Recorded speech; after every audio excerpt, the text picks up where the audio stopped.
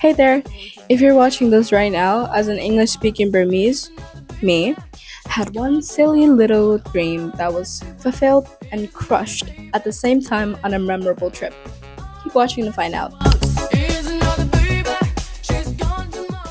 Good morning, good afternoon, and good evening, everybody. My name is Eain, and you can call me Lizzie, and I'm currently attending Teachers International School FCE 73 weekdays class.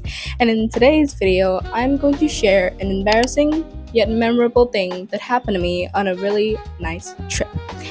I hope you enjoyed today's video, and as always, thank you for watching. So before I tell you the embarrassing thing that happened, let me tell you where we went. We went to Bagan. That's the map. Since me and my family live in Malayan, it took so long just to get to our destination. We had driven for 7 hours straight from Yangon, and it was so tiring. The sun had already set, and it was already well over 8 p.m. when we finally finished checking into our room. But the hotel, which was based in Old Bagan, was absolutely beautiful in architecture. It made it worth it. The next day, after a long night's rest, finally, we glammed up and went straight to the pagodas and the old structures. And now I think it's the perfect time to address the embarrassing moment I was talking about in the intro. Do you have friends?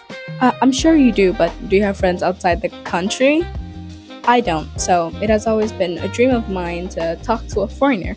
I know, pretty silly, right? But I'm definitely not an extrovert, so it takes a lot of courage for me to actually do that. So when there was so many new faces in Bagan, I was absolutely baffled because I didn't expect there to be so many tourists there. But of course, I didn't let that distract me from the wonderful trip I had ahead of me.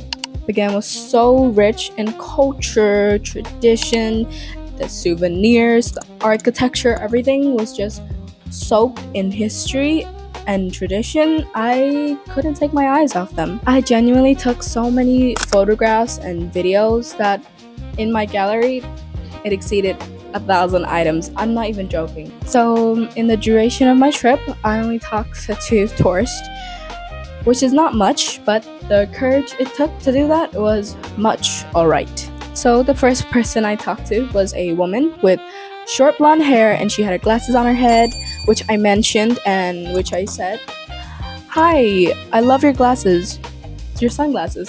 Where are you from?" And then she replied, "I'm from Australia. Where are you from?" And then I was like, "I'm from here." And then she said, "Oh, you don't sound like you're from here. I don't know if that's good or bad, but your English is wonderful." And I was flattered. And I said, "I'll take that as a compliment. Thank you so much.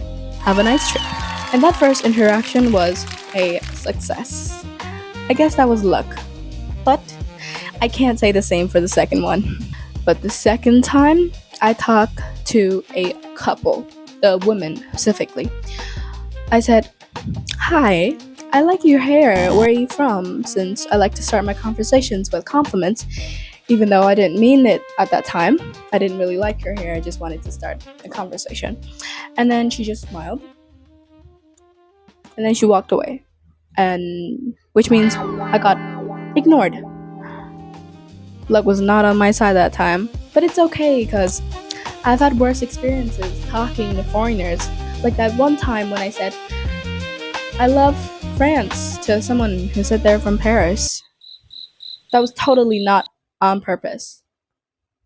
Moving on. But of course, being the positive person I am, I did not let that ruin my beautiful trip. So let me end this video on a really good note, and I'm gonna put a little segue to my wonderful trip. I'm gonna show a video, and I hope you guys enjoy it.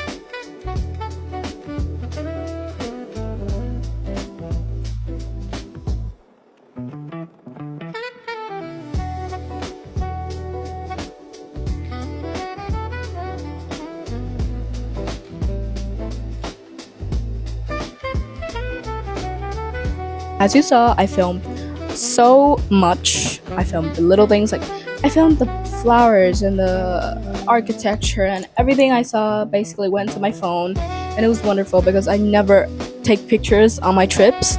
But as you see, this was not the case. There were a lot of pagodas, a lot of old structures, and old architectures, I was genuinely hypnotized. There were paintings on the walls of the old palaces, and the one thing that kept me hooked were the sand paintings. I'm gonna show some on the screen just for reference because my family and I bought a few and they were genuinely so gorgeous. Those were the staples of a trip. So if you do get a chance to visit the GAM, aka a touristy destination, make sure to carefully pick who you want to talk to because you don't want to end up embarrassed like me. Have you ever had a memorable event happen in a trip? If so, I would love to hear about them. I'm Lizzie, and thank you for watching. Bye bye. Hanging on the bathroom floor. How could I